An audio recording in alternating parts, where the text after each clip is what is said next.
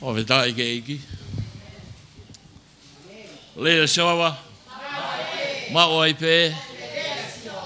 Ta ko mo ke a pe. Ko tai mi fo ke nia. Ko tai mi ko tau hi va fia fa ani hopo. Ko le.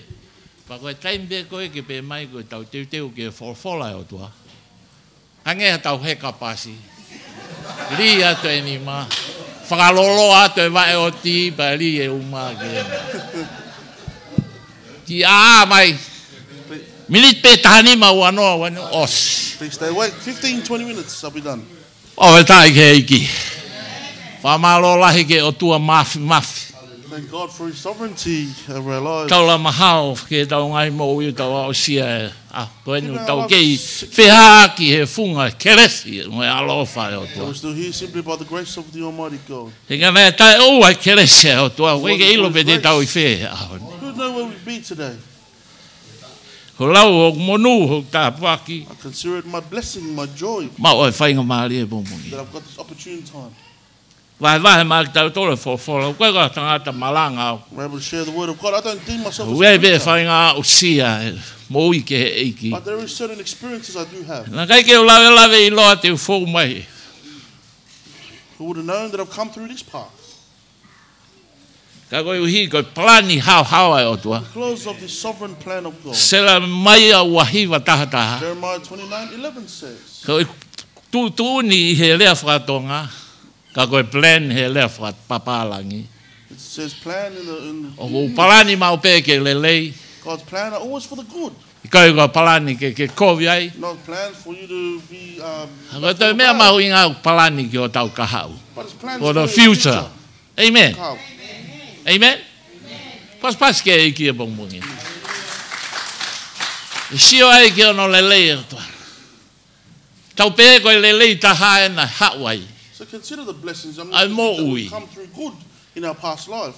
Aka puluna e hoko koe ka kano ki o Football became Mo flesh ui. to me. taha ia mea mau inga ka te au he taimi Something koe. that was significant and important. Tā koe ko piki aku he fu mea noa And then ia. I thought I considered that a Kai ke blessing. ai hano mau. O mau inga peke o kau kai ke ha mea ia ke whai ai ha hao ke And then I thought that was life, yet I've come to realize that that's Ai, nothing e lawa for- close to for the that. life I have now.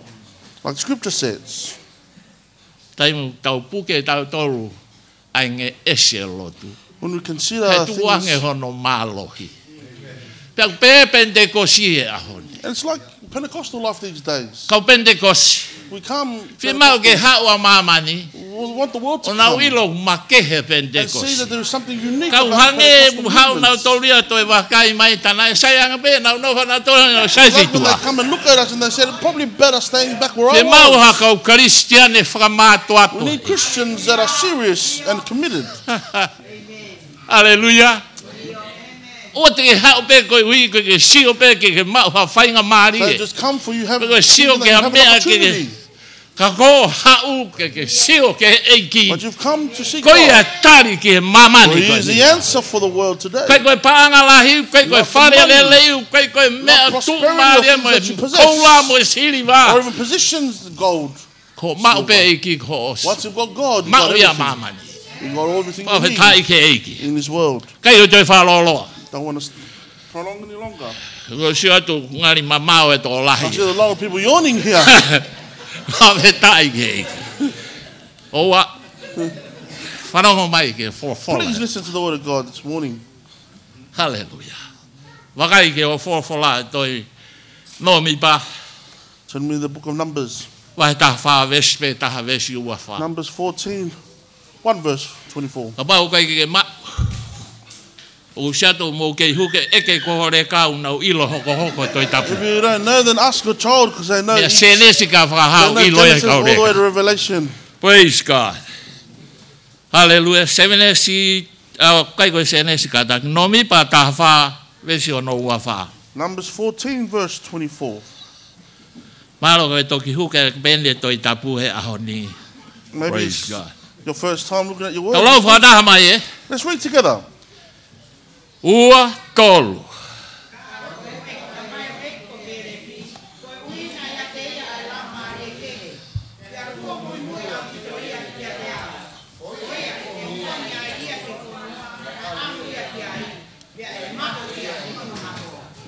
Amen. Ove tae ke eiki. Amen. O dua mafi mau whamalo ki a whiona. O whora au lau ho kakai. O mau whien mao e whakamama e a whiona. Whakatonu ki ho whora ki o mau lau maari e. Tu ke hoko mai o whora ko e ako naki whakapoto. Ko e waloki ko e whakatonu ki e mau ngui. E ta mai ko e mau lotu i a lea whakatawe mo Samuela. Si hova whora mai heu whakaongo atu ho kakai ke te koe. E tāpe kina e koloani. Tuke mau whoki mau whareu ia e whiwhia. Ia e whakoloa. Ia e tāpuaki mau inase. Tuko ha konga si me o whora ke to'o ho kakai. Hoko ko ha oho whanonga wiki koeni mo e mahina koeni mo e tau koeni o tu. Hallelujah. Mau sio ba mau wakai ke mamani koeni. O aluia ke toi kovi ange tamai. Mo whawhetai. Ho whora koe kāpasa koe tūhulu.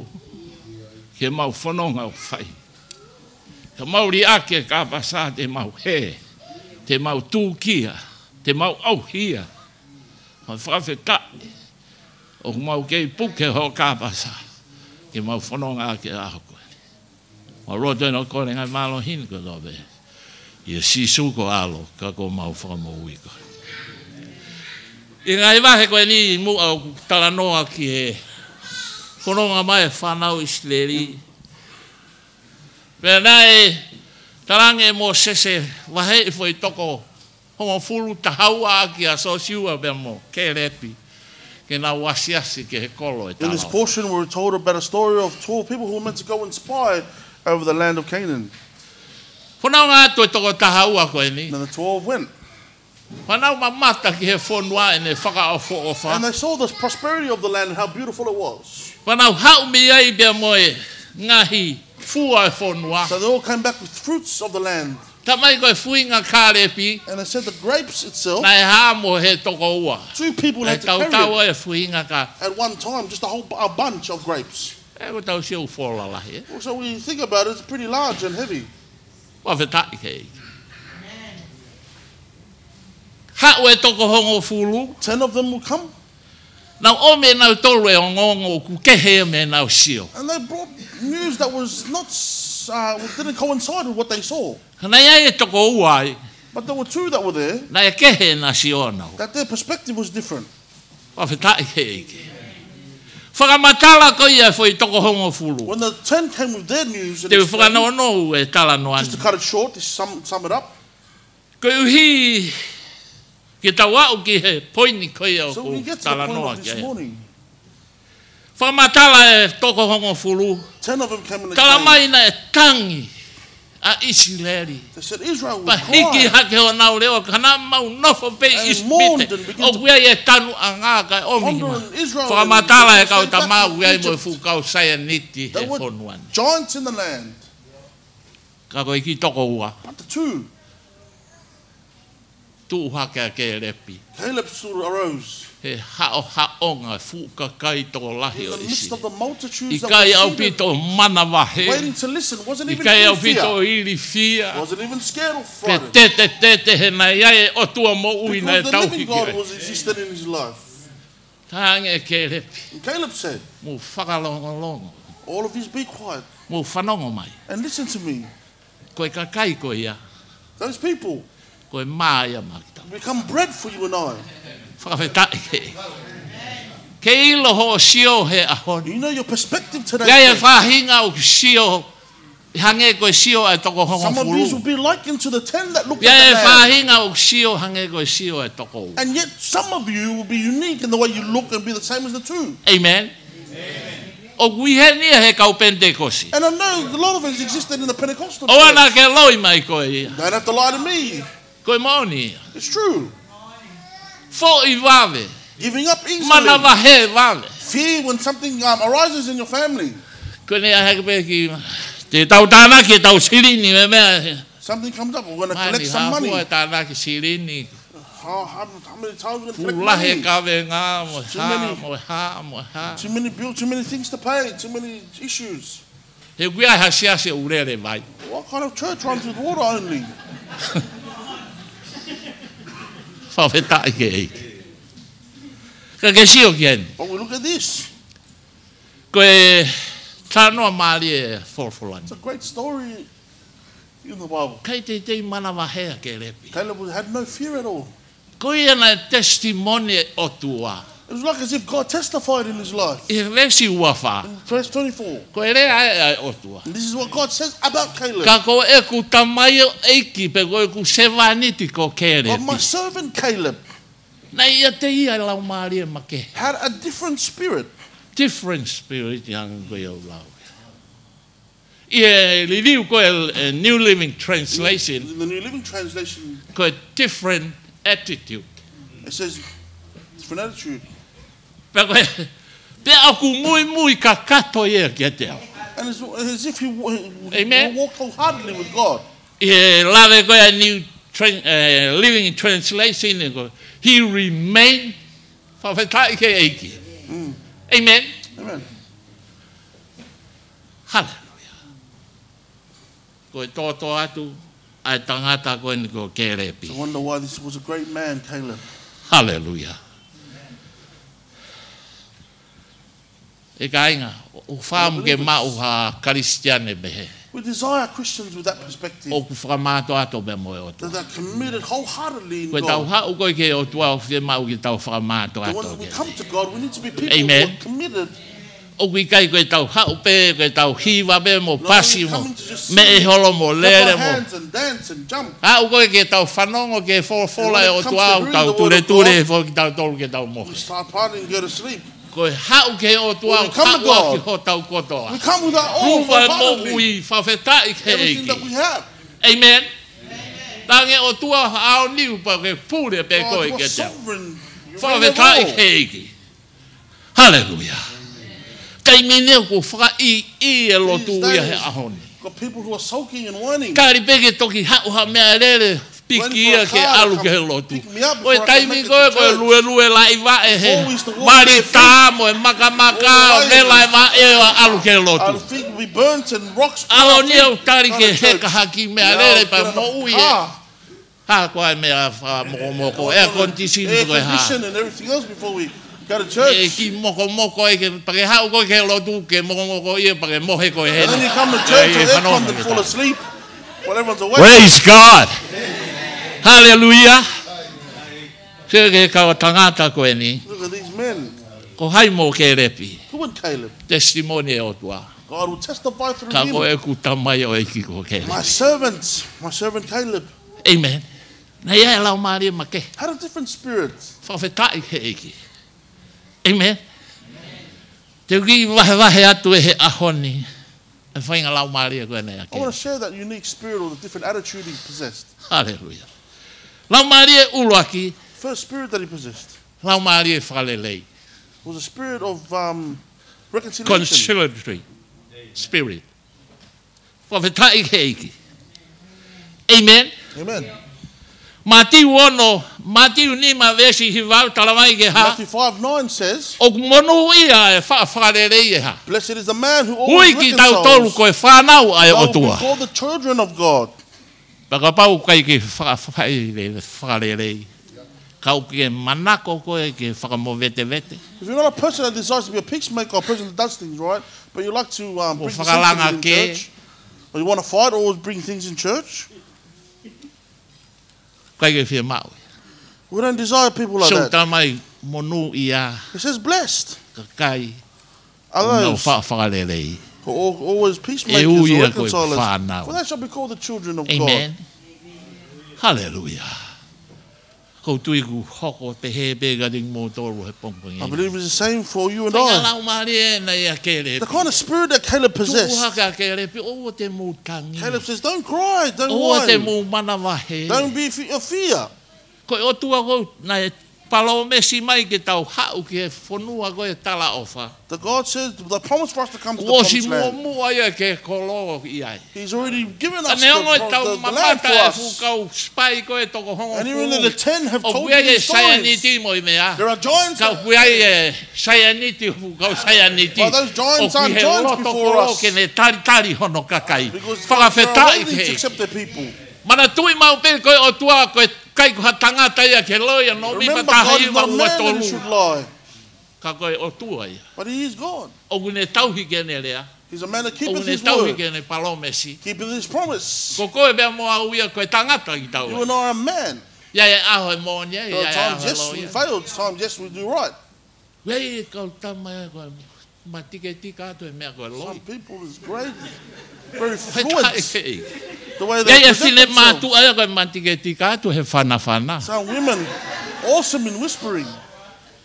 Koe tala atu koe ke vahe whorofora. But Pa then hange he ue lea.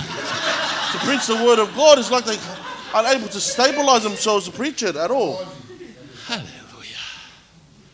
O ngo lele e whana ia wongo ia. Sounds Taka beautiful, kai lato e whispering. malanga ia. But if they ask you to O ia speak koe and ki api preach, e bato e ke he fine Come motua home and ia ask the ke woman, ask the motua. husband. Koe koe mea nai whai ai what malanga. is the preaching, what is the preaching about? Tuku mai hatokanga. Please, Kai ke fuloloa me ni utawas. I mean, long be gone. Koe whai ngā lau maari e ia. That kind of spirit Nei, that he a Caleb. possessed, Caleb. Lau maari e whawhare re. Peacemaking O te mu i spirits. tā. Don't be O te concerned. mu, wawe ke mu hanu mo lau. Don't be concerned. Stop whinging Whanau and mo whining. pai. Listen to Koe o me. tuana e palo me si. God of that God of promise. O kai ko au. It's not me. O kai ko so siua. It's not Joshua. O kai ko e tau mātua koe It's ni not our isi. parents or our forefathers. Ka koe o tua That's the mawhina God ne. who's Talamai talking ke about tau all. hau ke That he said, come to whonua. this land and Hei you kai possess tene it. ri aki ki tau tolu. You Hei will kai never leave tene tukuange ki tau Nor will you tolu. forsake us E ia today. te ki tau tolu mau ai peo au Because ke he will be with ngata. us to the end of the Koe age. palo mesia e o That's his tua. promise. Sa si oa na ke mana mahe Church, ke he don't mamani fear. koe ni. Don't Ai fear mea the world that you hoko live ai in. he aho ni. What you encounter in your Whakamamau life. ho tokanga ke o tua. But if you focus Se on him, koe ana e palo mesi mai. Because he's the person who Ko promised tau that ke to you. tau wau ke he pure anga. And surely he will fulfill it. Whawhetai The ke. kingdom that you attain. Follow he instruction, command e o tua. Amen. Whawhetai ke eki. O tua lelei e. It's God we serve. O tua alo ofa. Loving God we serve. Mea ongo e tau whiri ke tau alu. The midst Te ke of when takai we fe, leave. takai fe. And we meander Alu atu ki to he, and fro. alu and atu we- ki he, alu atu he se asi we koe. leave there and Pe try hake that se church asi there koe. and Fai meander fai there pa and- ke nini mo tō ki All lalo of a ke sudden kai you ke go whoku dizzy mai and eki. fall over. Trying to test his Tau tu mau places. he whawaka Stand eki. firm in the run. Ka tau e me pa koe ha mea hoko he se aso Regardless of what eki. you face. Ka koe siasi e nia o tua. But this is the house and the church of Ha God. upe koe o whalala pa ke Come and whakata ke o trust tua. and avail yourself in his house. Siasi e tāpa ki. And God will surely bless you. Ofa ke o mou whai whe kau. Love your Ka pastor. pe ki nau ki whamiri. Bless their house. Ua na Bless aru their holo family. tu pe mana tu i hake hingoa so ana. Hingoa Pray. pe ke afe he olo tu au ia. Remember, you forget that name and you pray for something else. Whai whai pa ke tāpa ki e koe ha hosia me tu. O mahuinga e hosi e The whanga. horse is more important than the wife. Ufanga e whakatapu. Kaungara ke rea mahino. Make it clear for you, church, this morning. Amen. Ko e Pentecosti a ahoni. That's the kind of Pentecostal Pe today. ngai ke hoko ko Pentecost moni. Let it be a true Pentecostal. He hange ko ke re pio It's like to whamatua. Caleb. Kai ke woria ke re pia ke. Ke Caleb pe was not atu ko concerned. hae i ta mai fukakai. Regardless of what the people would get angry or He not. ka pe he mai fukakai o lo maki The a people ke came re. and they fought. Kai ke against mana Caleb. wahe ke re pia u kau e mo o tua. Caleb wasn't scared. He didn't have fear because he was Rahi with e he God. futoko lahi ko. The greater God was greater than Mana what the tu i people tā did noa because ka. the numbers. Ke he palofita ko ia ko ilaisa. Remember the prophet Elisha. Hu mai ne ki tangata whekau ki tu. Servant came outside. Sio hake ia. He looked up. Tawhatawa ki mounga. All the armies that were surrounding them. Whonu he fukau tau. All the armies that surrounded To them. e pūri whakawawe ki roto. And then disappeared back in. Ange hoku eiki. Koe hae mea te ta whai. What should we do, prophet? Ange i lai koe ha. He said, what? Fukau tau ni tola. There is an army great Os outside. atakai he kai e Surrounding tato e us. kalo ki fe. And I don't know where we're going to turn to. Ka ngai veisa. And I said, Hua tai laisa. Ka how get? he said, come here. Ala laisa e mata.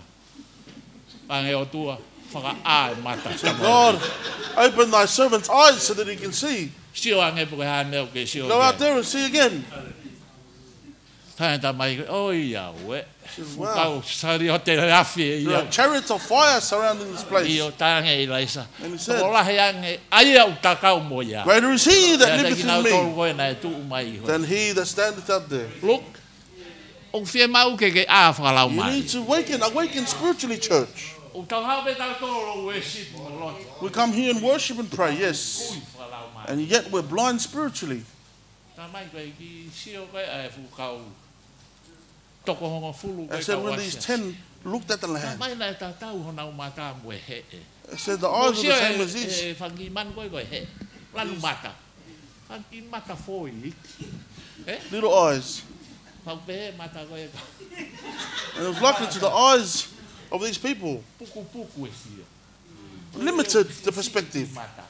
the way they look at things and look at Ka life. koe whia mau e ahoni e kau Pentecost. But today, for the Pentecostals especially, Ke whaka ai. let's open the eyes, Mata whakalau mai. spiritual eyes, Ka ke mamata ke in order for you to see the miracles and the power that God has Amen. in for us. Si kai teke mana wahe ko ia e sio ka palo pare. You will not fear whatever problem arises. Or even mountains you might have to climb. God is able to crumble it. Those things that are highly, God will crumble it. Some that we sing, that when we stand, Valley of decision for hiwa. Kana mai he ki konga hiwa. Ui kai mamafa no kolosike. or it says his cross is not too heavy for you to carry. Amen. Amen. Kai ka Pentecost whabiu ki koe fua kolosi. A lot of Pentecostals will give up, Ko ao ki lazy to carry the cross, and your cross is nearly broken and battered. Fua But today, carry thy cross, Kuia e o tua ke toko ni. because God is there to assist you. Pe ui kai maolunga mo unga And ke it's ke not too kaka. high that you cannot walk. Koe climb tau it. sio pe ka fu mea That when we look kusea at ni something te palo pare ma mo giant, a big issue that arises, o fo think to ourselves, tohi oh, fu give lao. up, Koe throw ke in the toi towel, iko koe ha. no hope. Tarange koe ke fine mo tua. It's all a Au me koe woman. o lotu te Go to church, have a rest, darling. Mea la he o koe he au. A lot of times that happens in our lives. Halo ko se ne ni ma. Maybe Sydney we're finding those places. Haran. Praise God. Pas pas ke ki. O te mo ita mai me yosi. Don't be upset, I'm nearly done. O tui e kainga o ku hoko koe tā puaki. I believe it's become a blessing in his story, church. Lau maari e hono wa. The second spirit he possessed. The cheerful spirit. Lau maari e whiwhia. Whawhetai ke eke. Amen. Amen. Amen. Lau ma walu. Romans 8:28. O whengawe ake mea kotoa pe ke lelei. All Pe things work together for the whakawhiwhia. good. Ke rengi nau toru o kuha. For those Takai who noa what? ia. Who meander around Nau or just toru kai ke whalotu. walk around that don't pray? Nau toru o ofa mo. For those who love him. Amen. Hallelujah. Whawhiwhia I mau pehe o tua. Seems that they're Kei always loi kai pleased ngā God. hau.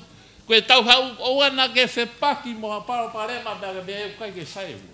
You know, never go through an issue or face an Ka hawea obstacle konga and hanga say he God is ua bad. whamalo hii. E anga e tau whanonga ke tau whekalaki mo ha mea.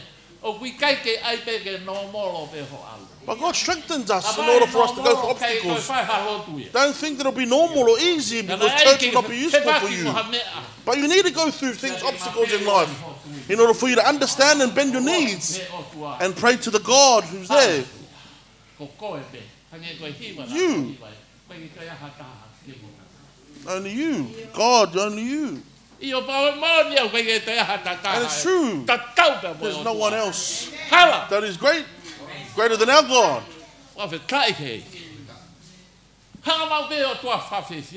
God always Gives us a cheerful spirit. That's the kind of spirit that was in Caleb. Always of good cheer. Always. Whatever he faced, whatever he saw. He didn't care how big the giants looked. He was continually motivated to go. Because he knew the promises God had for the people of Israel in that place. It's a good God that we serve. Loving God that we serve.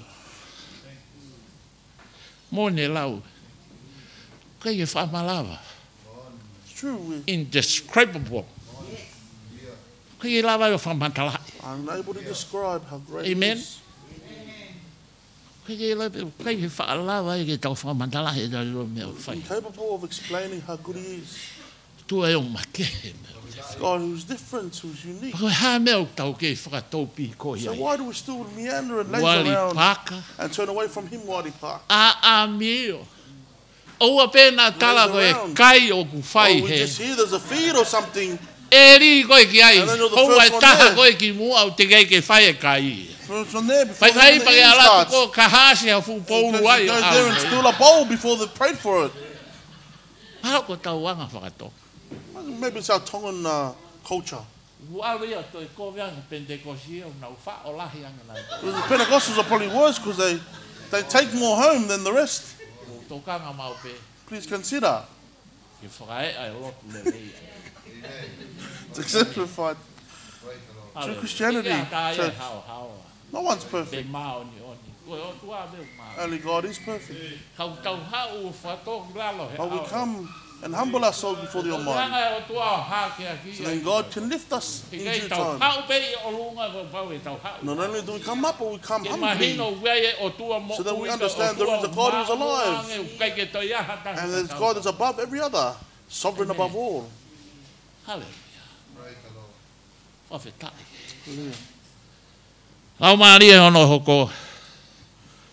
The other spirit he possessed. The spirit of encouragement. Amen. The bronze spirit.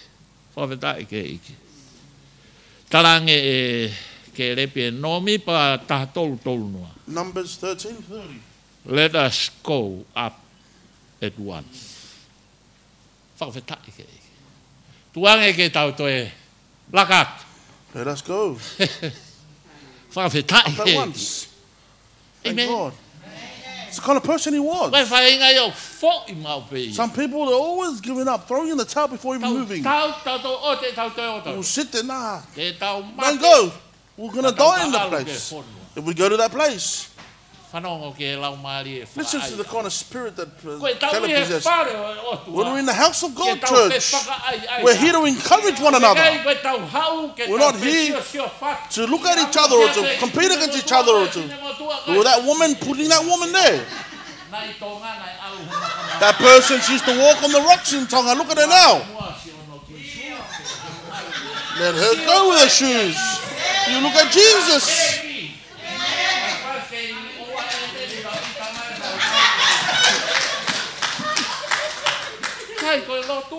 That's not, it's kind of way of church these days.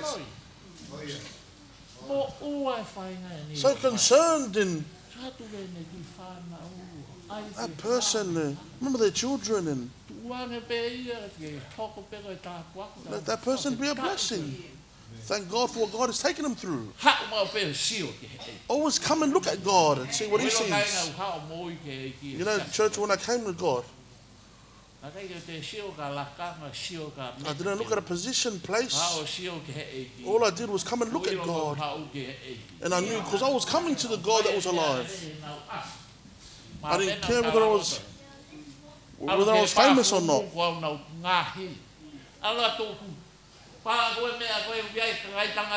When the men's toilet was all full of, and I said, if I don't clean this place, then my job won't be well done for them. Get a stick and break it and weaving it out. But get those people who did this.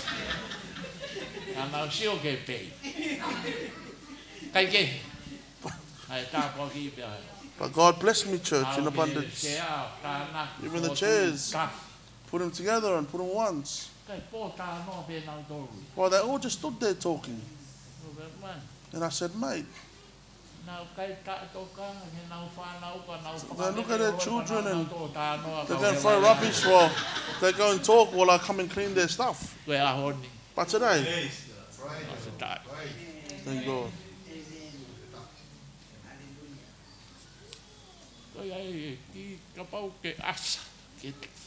So if that is your job to usher, sweep, because when you sweep, that'll become a blessing to your family. And it's not it's a high calling. A lot of people that seek higher in positions where people can be known there. Let it be. Let the world do what they do. They search for fame or not. But when the man looks at me and what I do, and his presence goes to and fro, face of the earth, the face of the earth, and he seeks the people earnestly who seek him earnestly.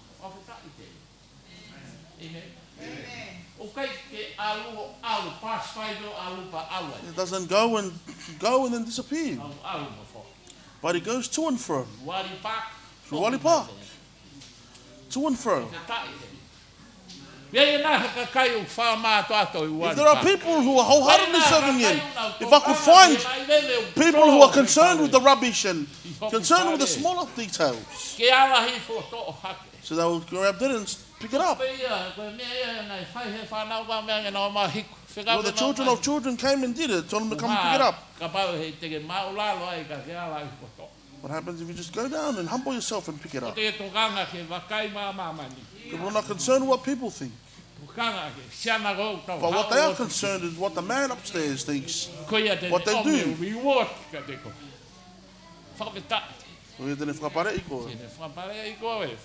a reward for what you do. Amen. Hallelujah. Always become a person of encouragement, positivity. Don't be a person that's always negative and puts people down. You encourage them. You're always encouraging them regardless. They'll be happy. They'll be happy to see. I'm glad I'm still here. Muffy's still here. Thank God. Hallelujah.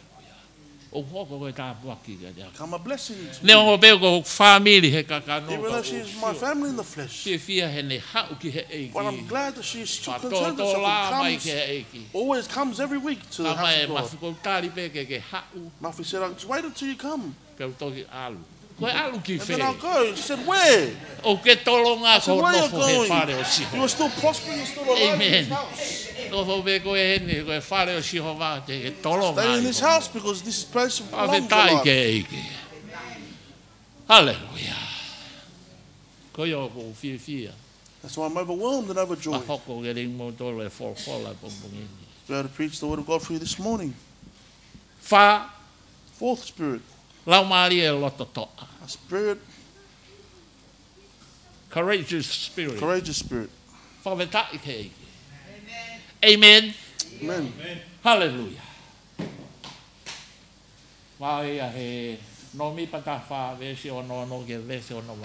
Numbers 14, verse 6 to 8. Be a courageous spirit. Be courageous. Come with that heart that you never turned anyone down, and even though you were like a wimp anyway, people used to give it to you, but look at the Apostle Paul. When he was slain and hit the floor, became a workman of God. That kind of heart that he had before, prior to that experience. He was able to come and commit that same spirit and work for God. Praise God. Amen. I'm not saying that you come here and think you're important. Saying that you're courageous. In order for you to be boastful, God is there to assist us and give us that courage. Even though the hardships and the afflictions that you face, No journey was ever easy or perfect. And we look at the things that's happening in the world. And things are getting worse. But we're only safe because of Christ Jesus. If we're not courageous, maybe if there's something greater that comes and arises than where you are right now, you're giving up. Isn't that true? Hallelujah. The scripture talks about Joshua. It says, Joshua, be courageous. Amen. Be bold and be courageous.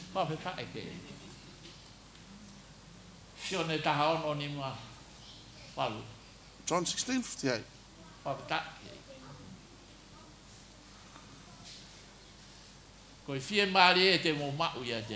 Peace you will find in me. But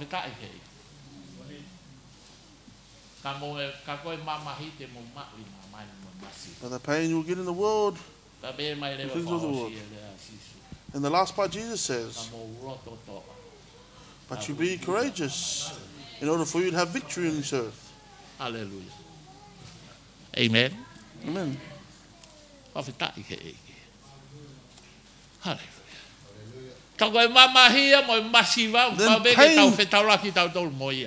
Pain and we're bound to go through that. And a lot of times when you don't have things, we go a bit crazy. We don't have money in the wallet and we go, Lord, did you ever have a lot of money in your wallet to be that you're concerning yourself of that or not? If you don't have anything, then be thankful. Bow your knees. Turn to God. Because He is the answer for all our needs and necessities. Thank God for that. Amen. Hallelujah. Oh. Whawheta. O sia ke whainga. Lau maari e koe ana e loto kerepi. Lau maari e loto toa. Courageous spirit. Hallelujah. Whaosi. Last one. Ko jat pe ko. People place their hand on the side. With truthful spirit. Lau Maria Moni. Had a spirit of truth. No mi pata fa. Numbers 14. 43 and 44. Like I said earlier. Remember the promises of God will be with us and will never depart from us till the day He comes back. He's a God of truth. He never lies. He's a God of truth. God seeketh a people whose like your life is a reflection of who God is. God seeketh those who seeketh Him wholeheartedly. Oh, just lifting your hands. Just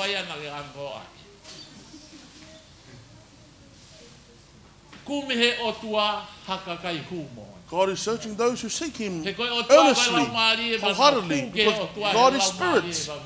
And those who seek God must speak in spirit and in truth. Samaritan woman, these mountains, my forefathers used to pray to God from these mountains. Jesus says, woman, the day has come and this is the day. We won't go from Judea or Samaria or Jerusalem, but man will go to God in spirit and in truth. We're blessed, utterly blessed. Wherever you are, you have to worship from there.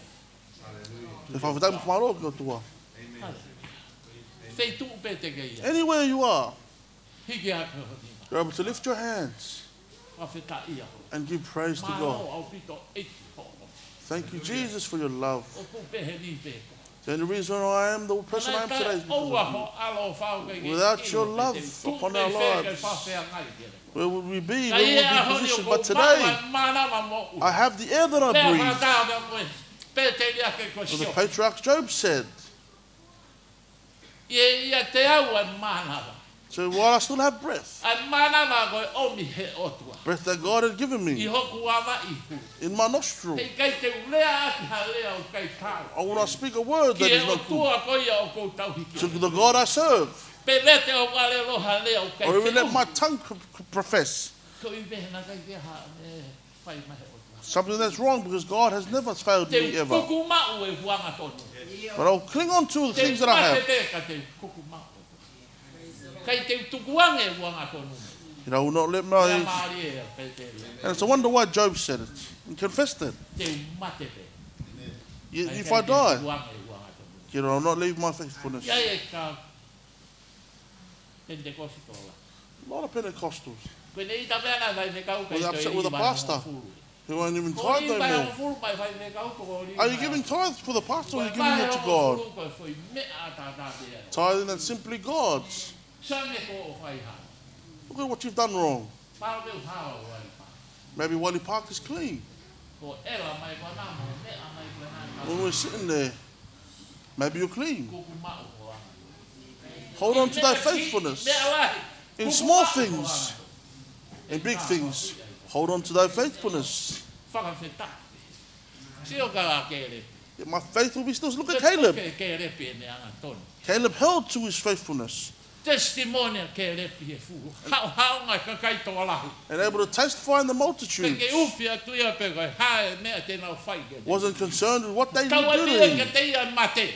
Even death itself. Or what others will do to him. But he held on to his faith. The God that I serve is alive. And I thank God. So is it that it'll be like Wally Park's heart? That you hold on to that faith. Keep thy faithfulness in the small things. In the big things, keep faithful. Whether it's small or great. Small lie, big lie, same thing, same sin.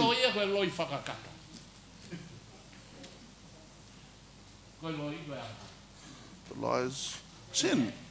There's no such thing as joking lie. Look at Job. He said God replayed him twice. Rewarded him twice. Amen. What he possessed. Amen. Twice in what he prospered him earlier. In the previous life that he had. God doubled everything he had. So it is with you. Job, same man as you, same man as Job. Dedicated his life. Even though I'll die, yet my faith will stand.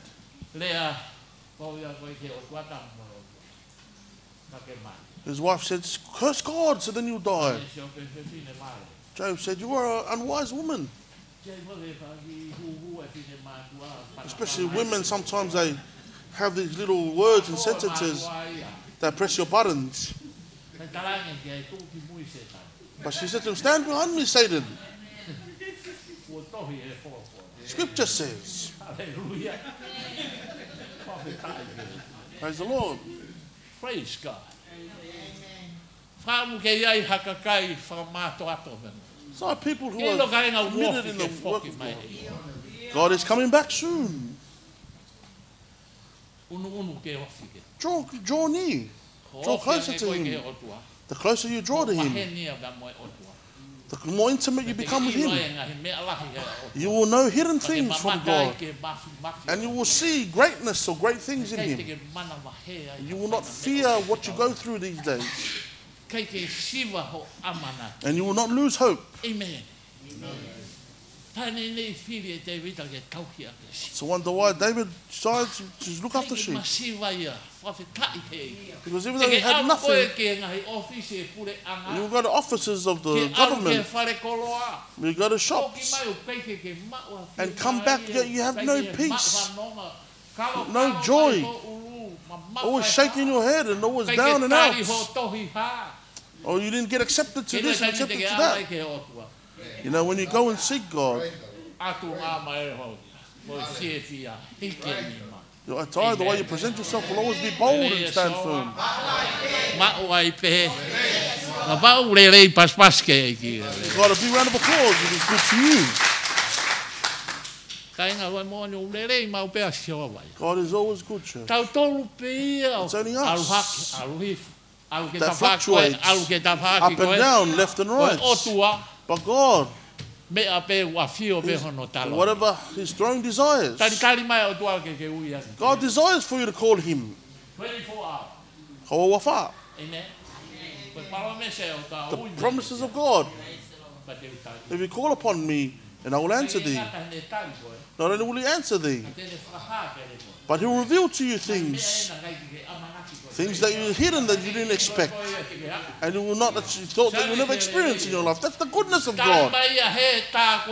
And you go and call that person, and he's calling you, and you go call somewhere else. You call that woman and call that person. Oh, what happened to this and what happened there? Go into your lounge room or room. Telephone to God. God, I desire thee. Tell him. He says, call upon me. And he will surely answer thee. And he will reveal to you things.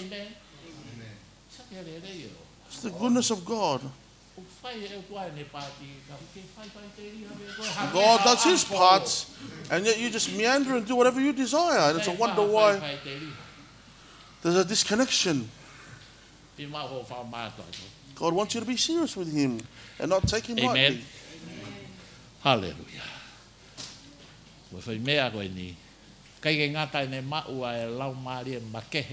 Not only do you have a unique attitude or a different spirit, but he followed God wholeheartedly. Amen. Amen.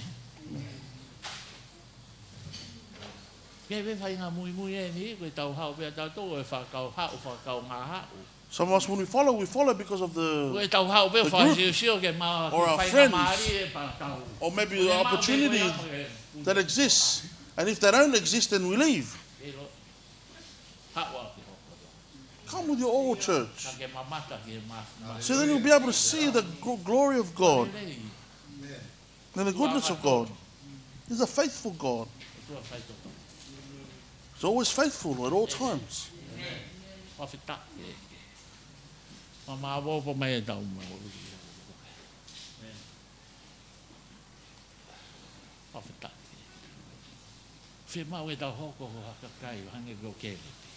We need to be people who are like Caleb.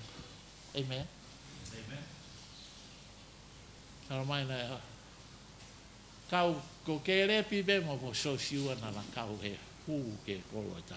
I said Caleb and Joshua were the only two that were able to walk into the promised land. Out of that generation, the rest of them that came with a bad report never made it. Look at the blessing that they both had. The same blessing that you were able to achieve when you serve God wholeheartedly. Not concerning yourself with the things of the way the world looks at you or the perspective of you, but your concern is of God. Because he knows what's right for you. He will not give you something that's too hard for you that you cannot handle. Or you're pressured on and you can't do it. What Corinthians says. God will not tempt you or give you things that you cannot handle. But the latter part says, but that he will give you a way out.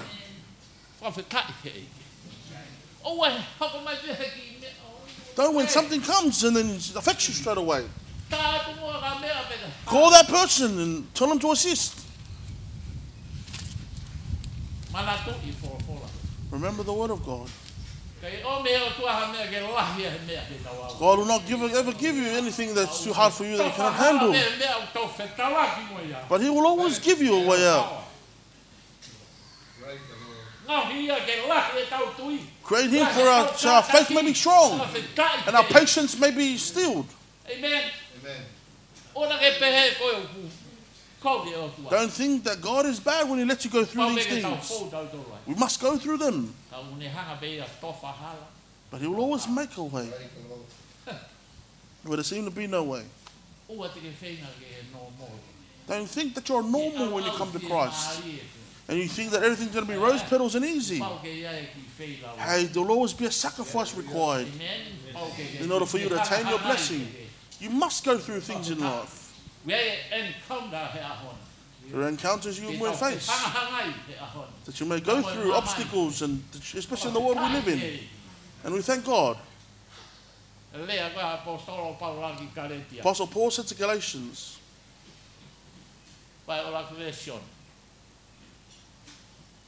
chapter 1, verse 6, come to realize that you're getting ready to move from the things that have been planted in you and believing in the wrong gospel.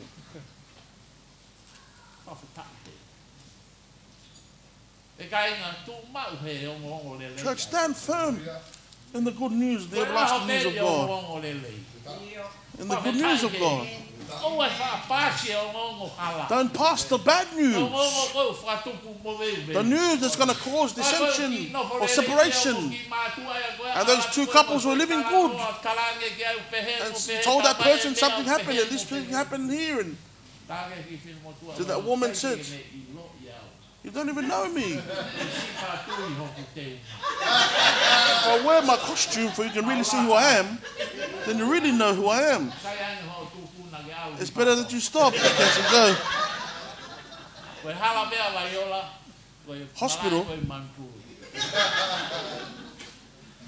Cemetery rock. Jesus says what? Bless those who bless your enemies. A lot of people can't do it. Find difficulty praying for thy enemy. Like all their breath is going to go when they pray for their enemy. Bless Lord. All of them Lord. Scripture says that, not me. Scripture says it. Bless those who harm you. Bless those who are your enemies. When you do those things, you feel overjoyed, overwhelmed, free. Especially when you're lifting your hands. You're lifting your hands and God says, put your hand down, son. What does John say? 4:19 said, those who love me must love his brothers. And then you come to me and say that I love you.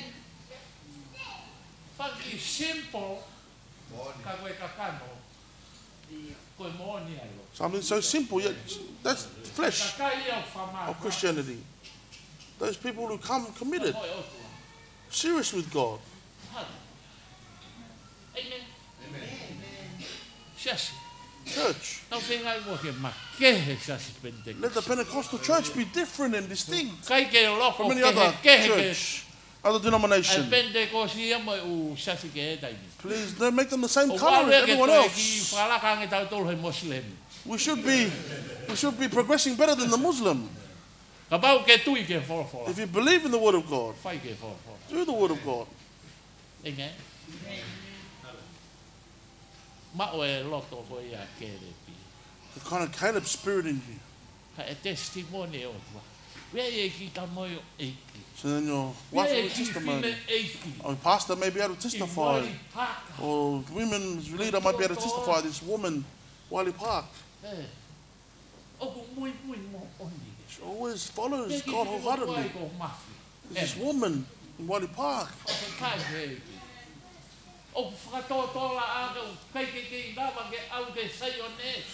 hardly gets to the work of God, yet does the best that she can. She comes to the house of God because she knows that God exists there and He's alive, awaiting her to bless her. Thank God.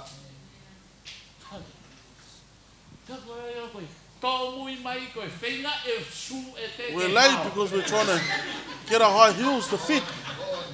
Hallelujah.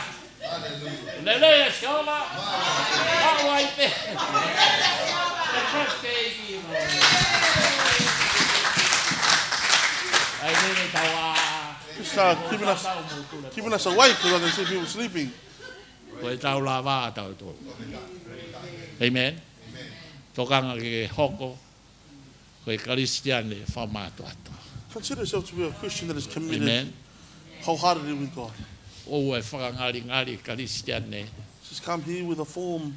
He wafio iwa Jehova. Because God knows. There is a hope. Hope for you and I today. When we serve God wholeheartedly. I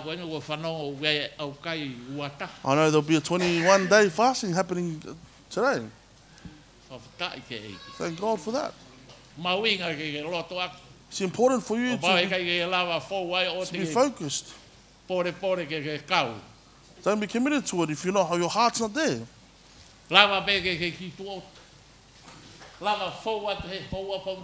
If you can do it in the morning only, and afternoon break it, so be it. But do something good for the house, for the work of God. Commit and be serious wholeheartedly with the word.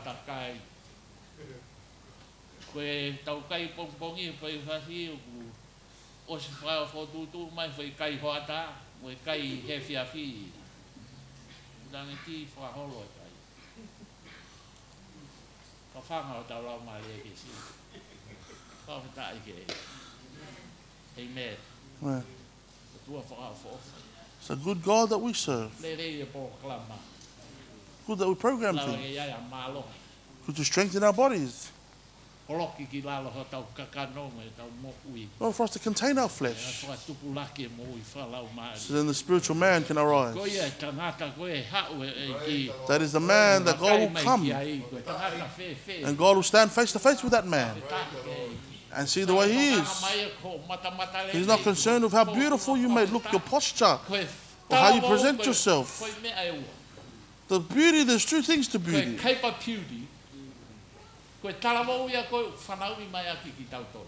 That's the beauty that we're born with. They'll be likened to flowers. And unfortunately, they'll come and crumble and disappear. For some women, when their hair becomes white and try to paint it.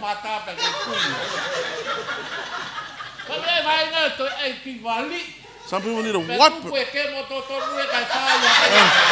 Leave the right thing and pull the other one, make it taller. Just do the way that God made you to be. My wife says, white hair. I said one day she wanted to.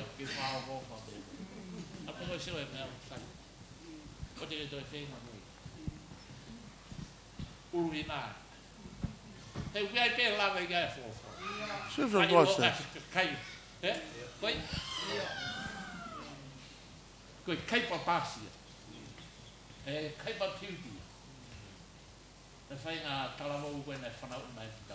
The beauty that we're born with.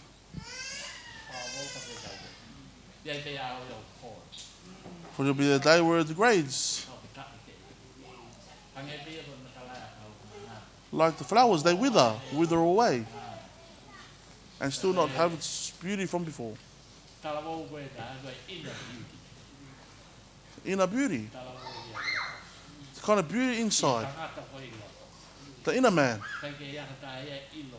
That person cannot see that man. Only God sees that man. And that kind of beauty. There's never a time where it will wither away. Apostle Paul says, I desire that the man that I'm finished from here, so then my inner man will be able to come out. Let my inner man grow. The inner beauty. Simply by eating the word of God. That's the kind of food that we need for our flesh. In order for it to create the man inside. To be beautiful. Presentable. Longevity and last long. And will never wither away. Nor wear.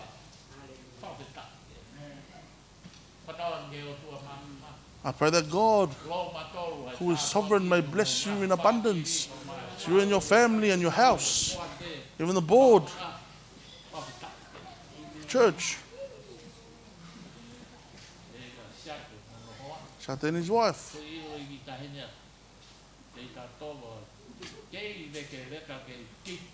Found out this is the daughter of Toetu'u. Sela, I remember she was really young. May God bless you in abundance in your family.